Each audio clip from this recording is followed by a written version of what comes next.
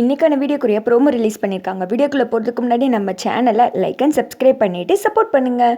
உங்களோட ஒரு சின்ன லைக் சப்ஸ்கிரைப் கூட எனக்கு மோட்டிவேஷனாக இருக்குல்ல.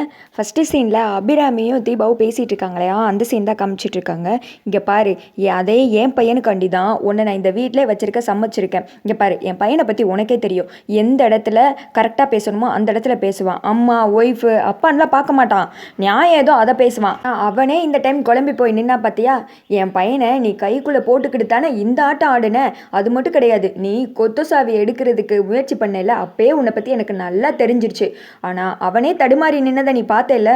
அம்மாவா இல்லை உண்மையா எந்த பக்கம் போகன்னு தெரியாமல் ரெண்டையுமே சரிசமமாக நின்று சமாளித்தான். அப்போது நேர்மை நீதியை விட இந்த அம்மா மேலே எவ்வளோ பாசம் இருக்குன்னு உனக்கு இந்நேரம் தெரிஞ்சிருக்கணுமே.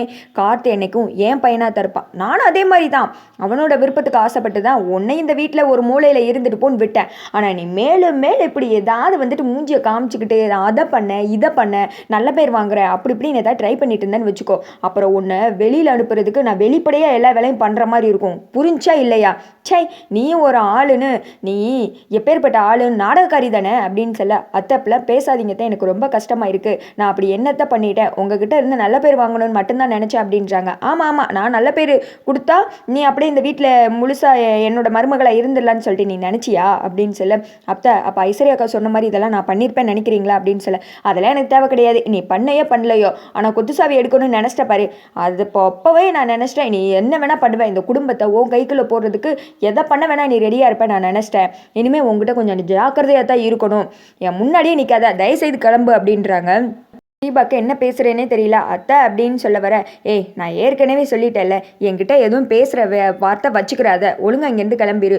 அது மட்டும் கிடையாது, உனக்கு கிடைச்ச வாழ்க்கையை ஒரு மூலையில் ஒழுங்காக நின்று வாழ்ந்துட்டு போயிட்டே இரு அப்படின்னு சொல்லிட்டு அபிராமி சொல்ல, தீபாக்கு என்ன பேசுன்னு தெரில, ஃபீல் பண்ணிவிட்டு அங்கேருந்து கிளம்பிடுறாங்க. இத்தனை டைலாக் பேசின அபிராமிக்கு கூட இவ்வளோ சீன்ஸ் கொடுத்துருக்காங்க. ஆனால் அதுக்கு ஆப்போசிட்டாக தீபாக்கு ஒரு சீன் கூட கொடுக்கல. எனக்கு இந்த மாதிரி தோணுச்சு. நீங்கள் என்ன நினைக்கிறீங்கன்னு கமெண்ட் பண்ணுங்கள். அடுத்து வந்துட்டு ஐஸ்வர்யா வர்றாங்க.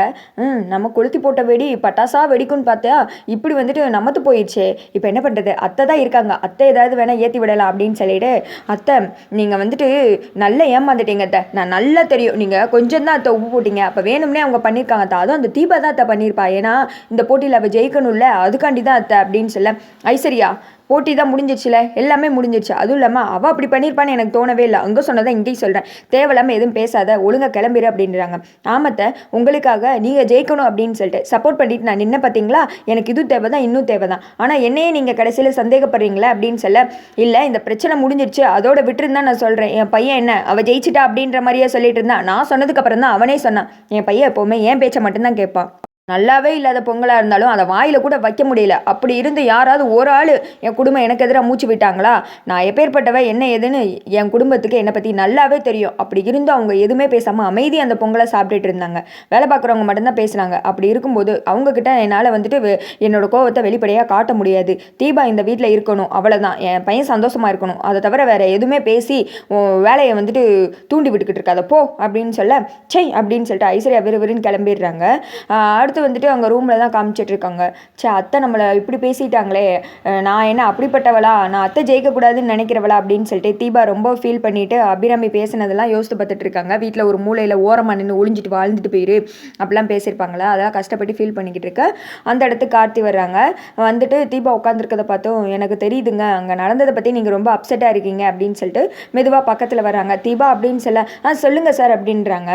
என்ன இன்னும் அங்கே நடந்ததே நினச்சி பார்த்துக்கிட்டு இருக்கீங்களா அப்படின்னு சொல்ல, ஐயோ அப்படியெல்லாம் இல்லை சார், அதெல்லாம் மறந்துட்டேன், பொங்கல் நல்லா இருந்துச்சுல அப்படின்னு சொல்லி கேட்க, தீபா என்ன தீபா எவ்வளோ கஷ்டம் இருந்தாலும் அதை மறந்துட்டு உடனே நீங்கள் பூஸ்டப் ஆகி வந்துடுறீங்க, இல்லை நான் வந்துட்டு நீங்கள் தான் ஜெயிச்சிங்க அப்படின்னு சொல்லிட்டு சொல்லியிருக்கணும், ஆனால் அம்மாவையும் சேர்த்து சொன்னேன்ல, அதுக்காக நீங்கள் எதாவது ஃபீல் ஆகிருப்பீங்களான்னு நினச்சேன் அப்படின்னு சொல்லிட்டு கேட்க, நீங்கள் அப்படி சொல்லலைன்னா தான் சார் நான் கஷ்டப்பட்டிருப்பேன், உண்மையை சொல்லப்போனால் அந்த இடத்துல நானாக இருந்தாலுமே அப்படி தான் சொல்லியிருப்பேன், ஏன்னா அத்தை கஷ்டப்பட்டு இதெல்லாம் ரெடி பண்ணியிருக்காங்கல்ல, ஆனால் வேணும்னே ஏதோ நடந்திருக்கு சார், அதனால தான் நீங்கள் இது பண்ணியிருப்பீங்கன்னு எனக்கு நல்லாவே தெரிஞ்சிச்சு, ஏன்னா அத்தையோட கைப்பக்கத்தை பற்றி உங்களுக்கு தெரியாதா அப்படின்னு சொல்ல, ஆமாம் எனக்கு என்னமோ ஐஸ்வர்யா அண்ணி இவ்வளோ பேசுகிறத பார்த்தா அவங்க தான் ஏதோ கோல்மால்தனை பண்ணியிருப்பாங்கன்னு தோணுது அப்படின்றாங்க.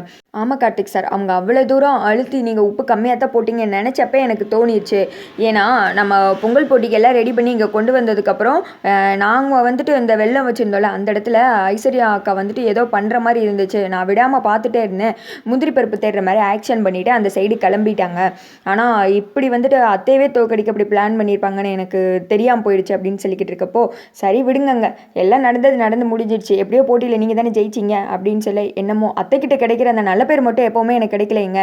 நான் ஒரு காரணத்துக்காக குடும்ப பொறுப்பை எடுக்கணும்னு நினச்சேன், ஆனால் அத்தை வேற ஒரு காரணத்தை மைண்டில் வச்சுக்கிட்டாங்களே, மேலும் மேலும் எனக்கு கெட்டதாக தான் நடக்குது அப்படின்னு சொல்லி சீக்கிரமே எல்லாம் சரியாயிடுங்க அப்படின்னு சொல்லிட்டு அடுத்ததாக நான் பல்லவி வந்துட்டு கண்டுபிடிக்க போகிறேன், முழு மூச்சா அதில் இறங்க போகிறேன் அப்படின்னு சொல்லி தீபா ஒரு மாதிரி பதட்டத்திலே நின்றுக்கிட்டு இருக்காங்க. அதோட பார்த்தீங்கன்னா இந்த வீடியோ வந்துட்டு முடிஞ்சிருச்சு.